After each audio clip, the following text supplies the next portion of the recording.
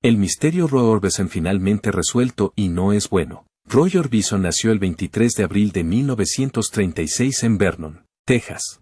Los primeros años de Orbison estuvieron marcados por las dificultades y la determinación. Criado en el seno de una familia de clase trabajadora durante el final de la Gran Depresión, Roy se sintió atraído por la música a una edad temprana, recibiendo su primera guitarra a los 6 años y actuando en la radio local a los 8.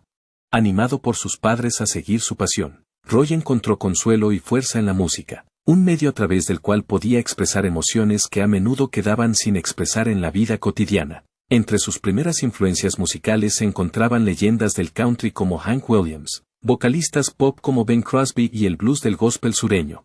Tras mudarse con su familia a Wink, Texas, Orbison siguió desarrollando su identidad musical y formó su primera banda, los Wink Westerners, cuando aún estaba en el instituto. Estos años de formación perfeccionaron sus dotes de compositor y su presencia escénica, sentando las bases de una carrera revolucionaria. La gran oportunidad de Orbison llegó a finales de la década de 1950, cuando firmó con Sun Records en Memphis, el mismo sello que lanzó a Elvis Presley, Johnny Cash y Jerry Lee Lewis. Aunque sus primeros singles de rockabilly tuvieron un éxito limitado, no fue hasta que pasó a Monument Records a principios de los 60 cuando encontró realmente su voz, tanto literal como artísticamente. Bajo la dirección del productor Fred Foster, Orbison creó un sonido que mezclaba elementos del rock, el pop, la música clásica y el country, todo ello en torno a su agudo registro vocal de 3 octavas. Su gran éxito, Only the Lonely, de 1960, sentó las bases para una serie de baladas cargadas de emoción que se convirtieron en su sello distintivo. Canciones como Crying, Running Scared, In Dreams y It's Over transmitían una sensación de desesperación romántica y cruda vulnerabilidad que prácticamente no tenía parangón en la música contemporánea. Su éxito más emblemático, Oh Pretty Woman, 1964, puso de manifiesto su capacidad para combinar el desamor con la fanfarronería, asegurando su estatus de pionero musical y estrella internacional. Lo que diferenciaba a Roy Orbison no era solo la potencia de su voz, sino la sinceridad y profundidad de sus letras. En una época en la que el rock and roll solía celebrar la juventud despreocupada y la rebeldía, Orbison cantaba sobre el amor perdido, la soledad dolorida y los sueños rotos. Sus canciones calaron en el público de todo el mundo, que vio en su música un reflejo de sus propias penas y esperanzas.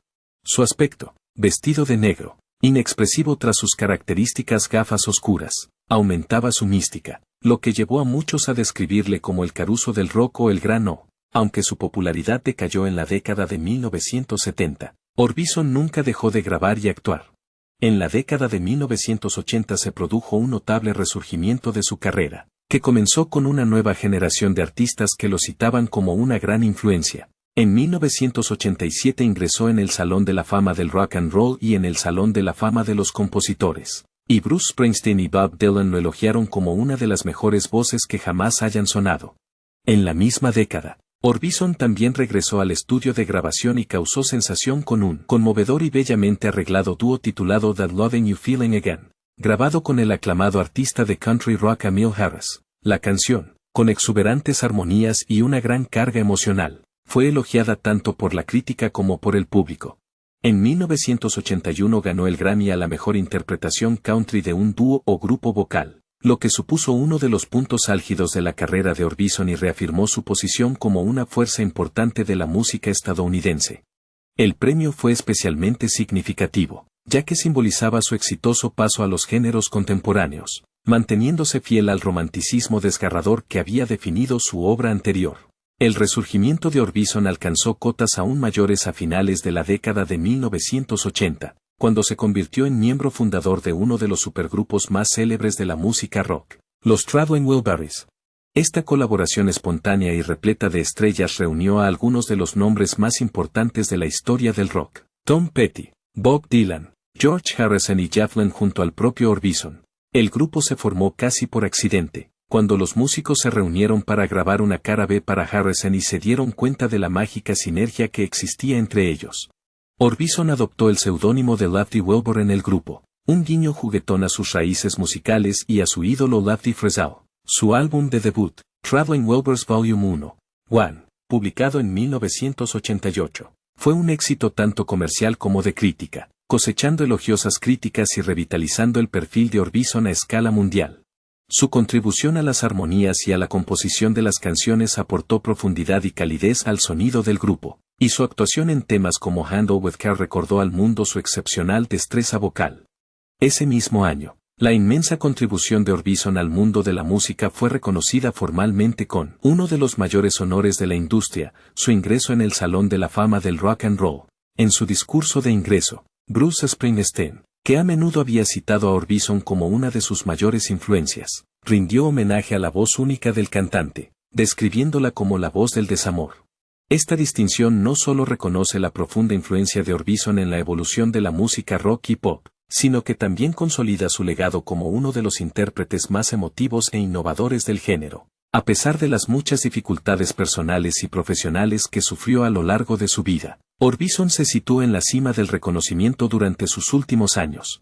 Mucho después de su fallecimiento en diciembre de 1988, la influencia de Orbison siguió haciéndose sentir y celebrándose. En 2014, para conmemorar el 25 aniversario de su último álbum de estudio, Mystery Girl, se publicó una edición de lujo del disco. Una de las inclusiones más conmovedoras y significativas fue una maqueta nunca antes escuchada titulada The Way Is Love. Este tema resultó especialmente conmovedor por el hecho de que los hijos supervivientes de Orbison, Wesley Roy Jr. y Alex, ayudaron a completarlo utilizando la grabación vocal original de su padre.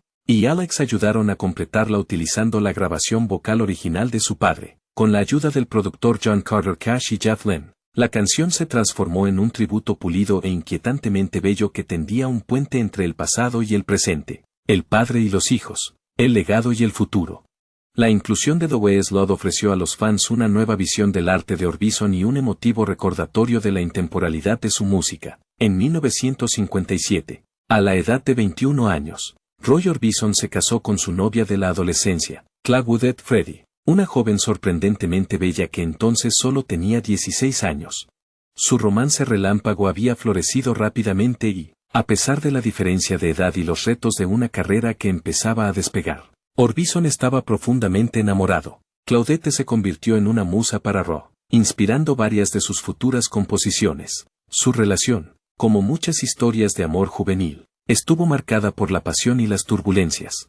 No obstante, empezaron a construir una vida juntos y de su unión nacieron 3 hijos: Roy Dwayne Orbison, nacido en 1958, Anthony King Orbison, nacido en 1962, y el más joven, Wesley Orbison, nacido en 1965, Roy Dwayne Orbison, nacido en 1958, Anthony King Orbison, nacido en 1962, y el más joven, Wesley Orbison, nacido en 1965. Roy apreciaba a su familia y se enorgullecía de su paternidad, incluso cuando las exigencias de su carrera le alejaban a menudo de giras y sesiones de grabación.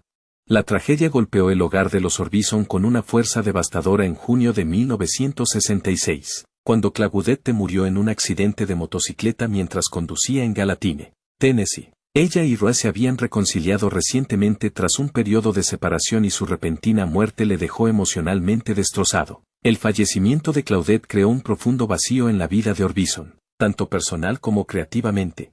La pérdida de su esposa no solo le devastó emocionalmente, sino que también perturbó la estabilidad que había logrado construir en su hogar en medio de su fama fulgurante. Su muerte quedaría inmortalizada más tarde en su inquietante canción Claudette, que, si bien fue escrita originalmente como homenaje a su vivacidad y belleza, adquirió una resonancia profundamente sombría en los años siguientes.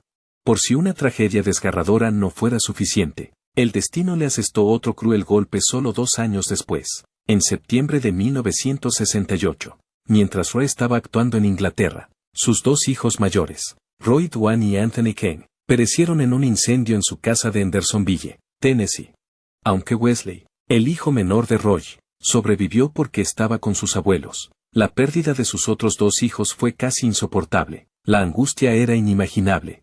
Roy Orbison, un hombre conocido por sus baladas emotivas y melancólicas, se encontró ahora viviendo el mismo dolor sobre el que cantaba tan a menudo. Su dolor fue profundo y durante un tiempo se retiró de la escena pública, luchando por superar las catástrofes consecutivas que habían destrozado a su familia. En medio de este mar de pérdidas, comenzó un nuevo capítulo cuando Roy Orbison conoció a Barbara Jacobs, una ejecutiva musical nacida en Alemania. Durante un viaje al Reino Unido, su conexión fue inmediata y profundamente curativa para Roy.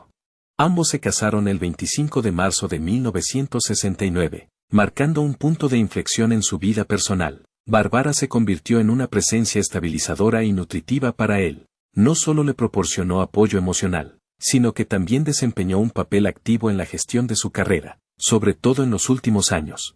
Su relación fue de devoción y respeto mutuo, y perduró durante los altibajos del renacimiento de la carrera de él en los años 80. Juntos, Roy y Barbara tuvieron 2 hijos.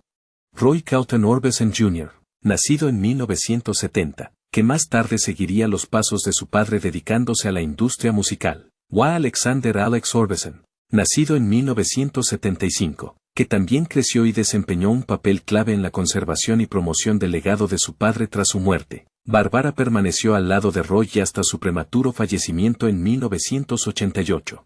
Más tarde dedicó su vida a mantener vivo su recuerdo y su música, supervisando los lanzamientos póstumos, gestionando su patrimonio y asegurándose de que el mundo nunca olvidara al hombre que se escondía tras las gafas de sol oscuras y la voz operádica. A pesar de todas las pruebas, la vida personal de Roy Orbison estuvo marcada por una profunda mezcla de amor, pérdida, resistencia y legado. Una historia tan emotiva e inolvidable como la música que dejó tras de sí. Durante décadas, los fans de Roy Orbison, una de las voces más enigmáticas e inquietantemente dotadas de la historia del rock and roll, se han preguntado por las extrañas contradicciones de su vida, las tragedias que parecían perseguirle y la presencia casi fantasmal que proyectaba a pesar de su fama. Con su pelo negro azabache, sus gafas de sol oscuras que llevaba incluso en el escenario y una voz que se elevaba por octavas con una cruda vulnerabilidad emocional, Orbison parecía una herida abierta que se escondía a plena vista. Sin embargo, siempre hubo un aire de misterio en torno a su persona, sus luchas personales y, sobre todo, la profunda tristeza que parecía emanar de su música.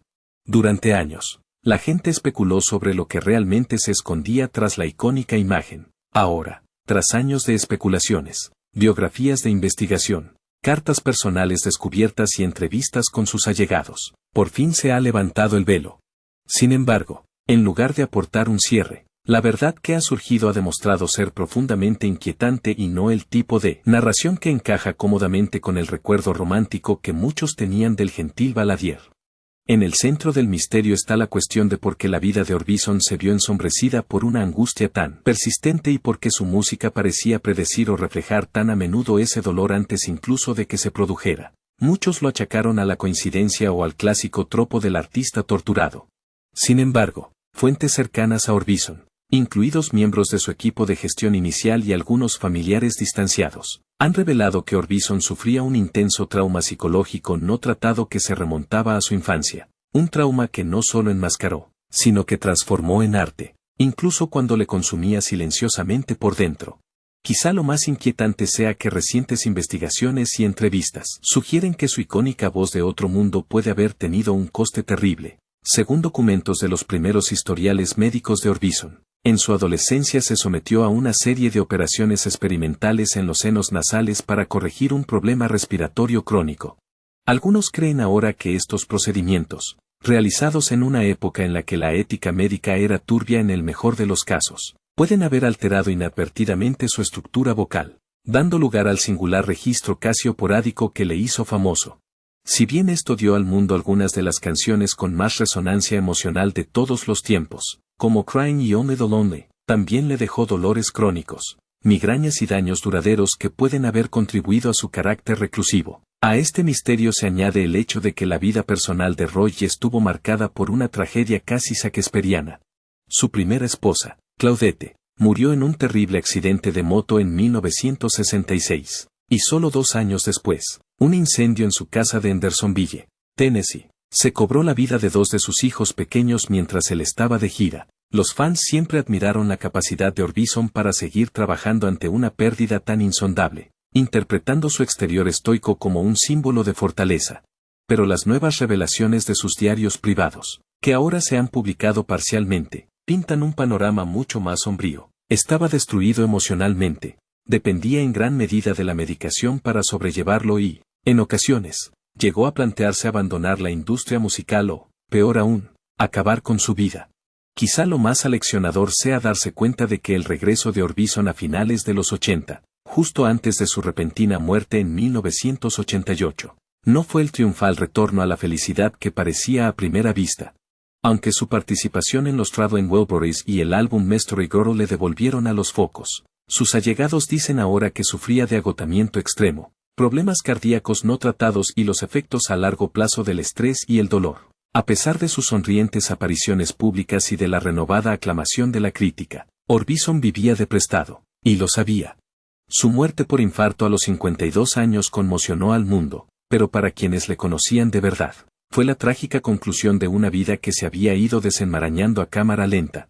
Al final, el misterio de Roy Orbison ha sido finalmente resuelto, pero la realidad no es la materia de las leyendas reconfortantes. Es la historia de un hombre que dio al mundo su alma en forma de canción, incluso cuando su propia alma se estaba rompiendo lentamente, la voz aguda, los ojos ensombrecidos tras las gafas de sol, las letras cargadas de nostalgia y pérdida, no eran solo elecciones artísticas, eran gritos de auxilio que resonaban durante décadas y que solo ahora se comprendían plenamente.